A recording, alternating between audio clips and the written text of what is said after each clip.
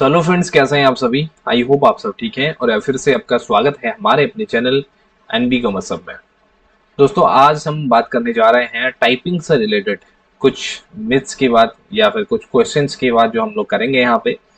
देखिए, टाइपिंग किस तरीके से होती है और इसके हिंदी टाइपिंग की बेसिकली हम लोग बात करेंगे और इसके अंदर क्या क्या चीज़ें अलाउ होती हैं। वो पहले भी मैंने वीडियो दी थी और फिर भी आप लोगों के अभी काफ़ी मैसेजेस आ रहे हैं। कमेंट्स बॉक्स में मैंने आप देखे थे मैसेजेस, कमेंट्स मैंने आपके देखे थे जिसमें कि आपके टाइपिंग से रिलेटेड काफ़ी क्वेश्चन आ रहे हैं। सबसे पहली चीज़ तो ये कि अगर आप टाइपिंग कर रहे हैं, अगर आपका अभी जो लेटेस्ट एग्जाम की बात करूं, वैसे टाइपिंग सभी में सेम ही होती है, लेकिन अगर मैं लेटेस्ट बात करूं यूके पीएससी असिस्टेंट अकाउंटेंट के एग्जाम का जो आपका हुआ था, तो उसकी टाइपिंग की बात करूं तो आप लोगों को इसमें परेशान होने की जरूरत नहीं, क्योंकि टाइपिंग आपके लिए बहुत ज्यादा मैटर नहीं करती, मतलब मैटर करती है बट स्पीड बहुत कम इसके अंदर मांगी गई है।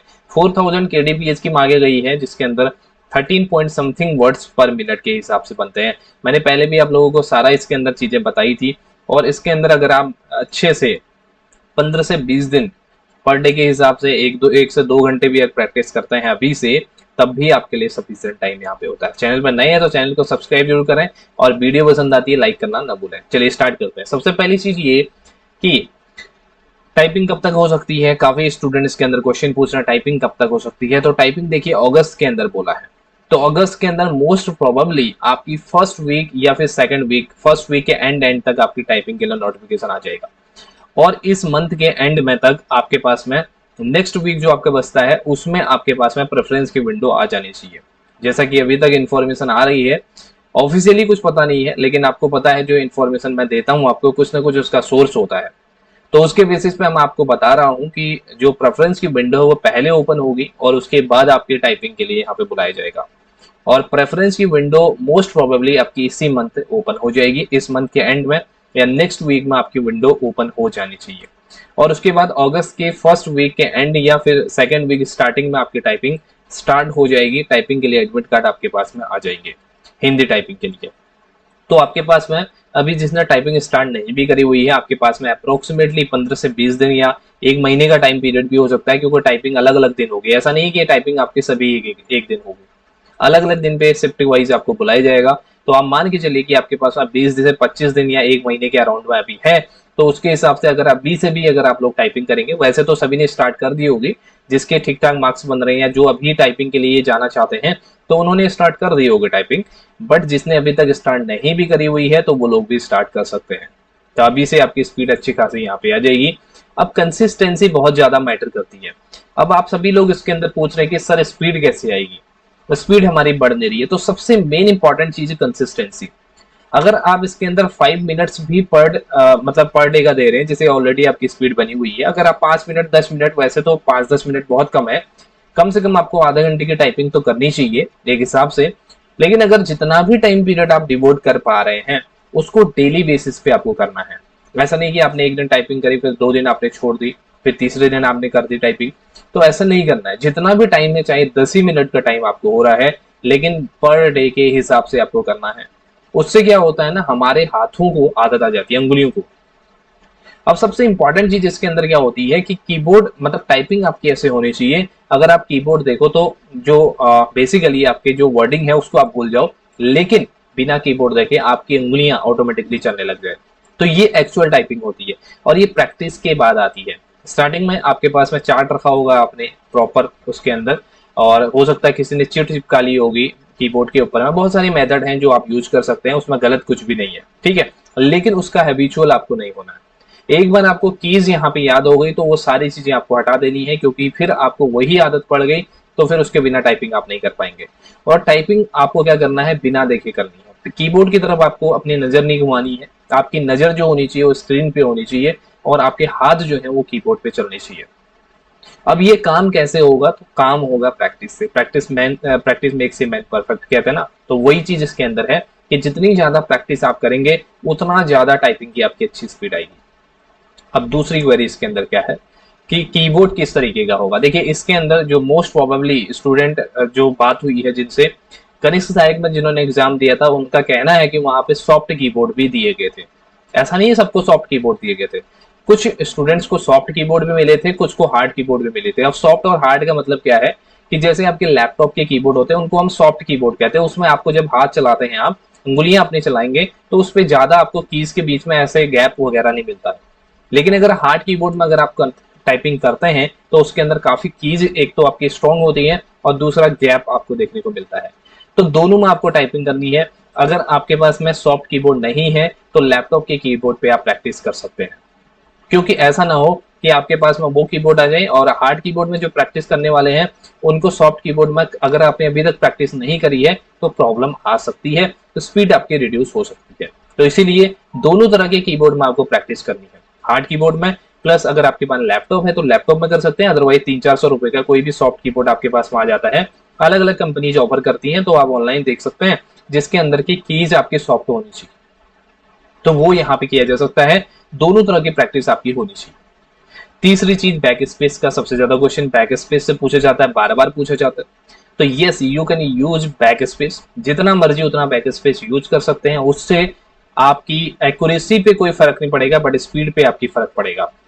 क्यों? क्योंकि जैसे जितना बैक स्पेस आप यूज करेंगे आपका टाइम पीरियड मतलब टाइम कम होगा, टाइम आपका वेस्ट होता जाएगा, क्योंकि आप जितना बैक स्पेस यूज करेंगे उतना ज्यादा आपकी वर्डिंग यहाँ पे आपकी केडीपीएस ऑटोमेटिकली कम होती जाएगी क्योंकि टाइम लिमिटेड है। तो आप यूज कर सकते हैं लेकिन जितना ज्यादा आप अवॉइड करेंगे उतना आपके लिए ज्यादा अच्छा रहेगा।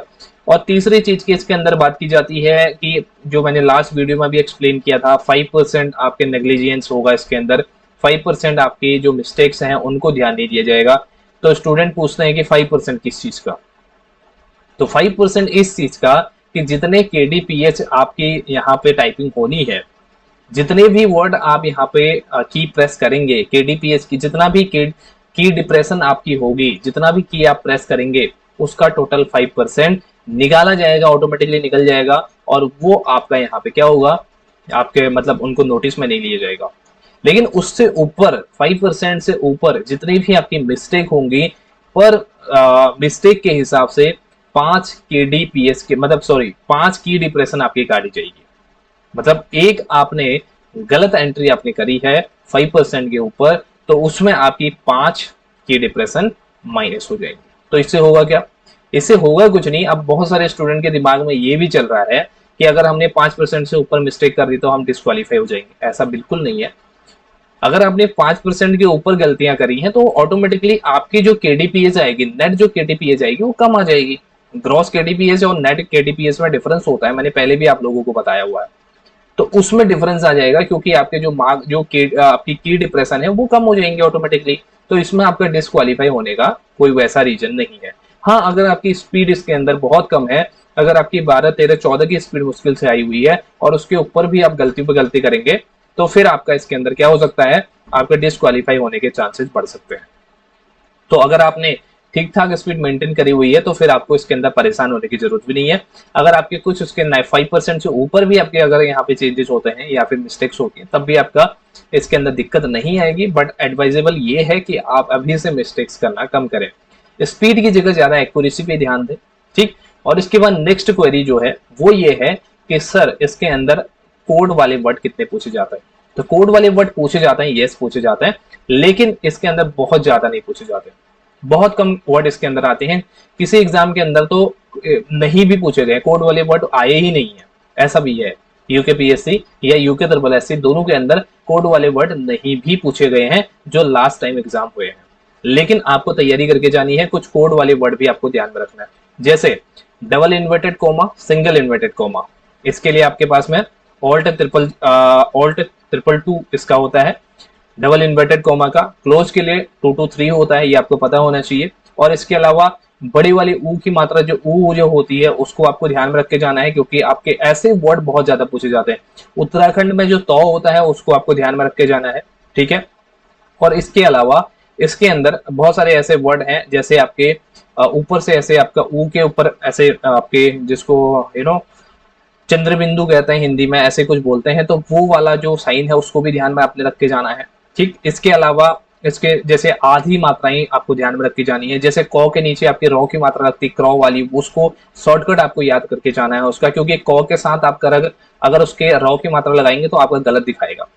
तो उसके अलग से शॉर्टकट है, उसको आपको ध्यान में रखना है। तो ये कुछ ऐसे वर्ड हैं जो कि आपके डेली बेसिस पे मतलब कि कहीं पर भी पैराग्राफ में आ रहे हैं तो ये पूछे जा सकते हैं। हाँ, बहुत ज्यादा टफ इसके अंदर नहीं पूछे जाएंगे, बहुत ज्यादा टफ जो कॉम्प्लिकेटेड वर्ड है वो वहां पे नहीं आती है। उन्होंने जस्ट आपकी टाइपिंग की एक तरह की, कहते हैं ना कि एलिजिबिलिटी को देखना है कि उन्होंने आप एक्चुअली टाइपिंग कर पाते या नहीं कर पाते। उन्होंने ये नहीं देखना कि आप बहुत ज्यादा कॉम्प्लिकेटेड वर्ड को लिख पाते नहीं लिख पाते, ये यहाँ पे नहीं है उनका कंसर्न, उनका ये नहीं है। उनका कंसर्न ये है कि एक्चुअली आपको हिंदी टाइपिंग आती भी है या नहीं आती है, इसीलिए स्पीड सबसे कम रखी गई है। आपने देखा होगा एसएससी वगैरह में जो स्पीड मांगी जाती है 8000 kbps की मांगी जाती है, तो सीधे इसका डबल या 6000 kbps की मांगी जाती है, बट यहाँ पे 4000 kbps जो सबसे कम स्पीड होती है वो यहाँ पे मांगी गई है। तो आपको इसके अंदर घबराना नहीं है। सबसे पहली चीज तो कॉन्फिडेंस लूज करने वाले बहुत सारे लोग होते हैं, इस बात को ध्यान में रखना है। आप हो सकता है बहुत सारे ग्रुप्स में जुड़े होंगे, बहुत सारे लोगों के कॉन्टेक्ट्स में होंगे, वो लोग आपको बोल रहे हैं कि मेरी इतनी स्पीड आ गई है, मेरा सब कुछ इतना हो गया, तो आपको उसके लिए निराश नहीं होना, आपको अपनी जो प्रैक्टिस है उस पर ध्यान देना है। क्योंकि अगर आपके अच्छे मार्क्स हैं तो सामने वाले आपके मनोबल को जरूर गिराएंगे, क्योंकि आप वो चाहेंगे कि आप बाहर हो जाओ और कम मार्क्स वाले अंदर हो जाए, ऐसा भी होता है, ठीक है। तो इसीलिए किसी की बात को नहीं सुनना है, अपनी प्रिपरेशन पे ध्यान देना है। आपकी अगर 15 16 17 18 19 20 की स्पीड पे आ रही है, बहुत ज्यादा है, सब मोर देन सफिशिएंट है, उसको कंटिन्यू करो। 4 से 5 वर्ड पर मिनट की स्पीड आपकी ऑटोमेटिकली अभी इंक्रीज हो जाएगी 1 से 1.5 हफ्ते के अंदर। तो खुद पे कॉन्फिडेंस रखना है। अगर आपने अभी से स्पीड में, अगर आपकी दिक्कत अभी से स्पीड आपकी अच्छी बन गई लेकिन आपने सेल्फ कॉन्फिडेंस को खो दिया तो एग्जाम के अंदर आपकी स्पीड तेरे से भी कम आ जाएगी, ये बात ध्यान में रखना। तो अपना कॉन्फिडेंस आपको बिल्ड करना है और अपनी जो स्पीड है उसको आपको डे बाय डे इंक्रीज करना है, डिक्रीज नहीं करना है, डे बाय डे बढ़ाते रहना है, ठीक है। तो ये कुछ क्वेरीज थी आपकी जो बार बार पूछी जा रही थी टाइपिंग से रिलेटेड, और टाइपिंग मोस्ट प्रोबेबली आपकी जल्द ही हो जाएगी। अब इसके अंदर बहुत सारे सॉफ्टवेयर आप लोग यूज कर रहे होंगे, सोनमा टाइपिंग है, सोनी टाइपिंग है, या जीआर टाइपिंग है, या फिर यहाँ पे जो मैंने खोला हुआ है आप लोगों को दिख रहा होगा, बहुत सारे स्टूडेंट इसमें कर भी रहे होंगे। मैंने रिकमेंड भी किया था आपको कि ये टाइपिंग बाबा जो आपका वेबसाइट है वो काफी ठीक लगी थी मुझे, इसके अंदर सारी चीजें एनालाइज करके आपको देता है। तो इसी के बारे में बात करता हूँ। इसमें भी काफी स्टूडेंट को कंफ्यूजन है कि कौन सी स्पीड इसके अंदर पूछी जाएगी। जैसे देखिए 3 तरह की स्पीड इसके अंदर होती है, अगर आपको दिख रहा होगा तो 3 तरह की स्पीड में सबसे पहली जो मेथड है, इसकी मेथड यहाँ पे बताई गई है, ये आपको दिख रहा है। तो आपको कौन सी मेथड फॉलो करनी है इसके अंदर, थर्ड वाली जो मेथड है उसके थ्रू आपको यहाँ पे पूछा जाएगा, ठीक। थर्ड वाली मेथड ही यहाँ पे आयोग अप्लाई करेगा। 5% मिस्टेक्स आर इग्नोरेबल, तो यहाँ पे 5% की जो मिस्टेक्स है वो इग्नोर की जाती है, तो यही मेथड वहां पे फॉलो किया जाएगा। और जो केडीपीएच होता है वो देखिए यहाँ पे अगर आपके 23.80 की यहाँ पे वर्ड पर मिनट की स्पीड है तो मतलब 8940 की केडीपीएच है, तो सीधा सा इसका अगर आधा कर दें तो वो भी आधे से भी कम की आपकी चाहिए रहेगी स्पीड। तो 13 पॉइंट समथिंग की आपकी स्पीड चाहिए जो कि आसानी से आपकी आ जाती है, उसमें कोई बड़ी बात यहाँ पे नहीं है। और एक्यूरेसी आपको हमेशा अच्छी एक्यूरेसी मेंटेन करके रखनी है, ताकि जो चीजें हैं स्पीड ऑटोमेटिक बढ़ जाएगी, आपकी स्पीड की टेंशन आपको नहीं लेनी है, स्पीड आपकी प्रैक्टिस के साथ बढ़ जाएगी, बट एक्यूरेसी का ध्यान आपको देना है। और बहुत सारे इंग्लिश मीडियम के स्टूडेंट होंगे जिन्होंने हिंदी जिनकी काफी वीक होगी, तो उन लोगों को सबसे पहले हिंदी पे कमांड बनानी है। मतलब एक तरीके से अगर आप वर्ड को लिखते हैं ना, तो वर्ड हिंदी में लिखने में किस तरीके से लिखा जाता है, पहले ऊपर की मात्रा लगती है या फिर बिंदा लगता है, जैसे आपको दिखता है साथ में, जैसे मैंने दो लिखा, दो के ऊपर मात्रा भी लग रही है और छोटे बिंदा भी लग रहा है, मात्रा भी लग रही है। तो पहले आपका बिंदा लगता है या मात्रा लगता है, ये भी ध्यान रखना है, क्योंकि वहां पे आप फिर कंफ्यूज हो जाएंगे, फिर टाइपिंग आप सही से नहीं कर पाएंगे, तभी उसके अंदर एरर ज्यादा आपकी आएगी। तो इस चीज को आपको बहुत ध्यान से यहाँ पे समझना है।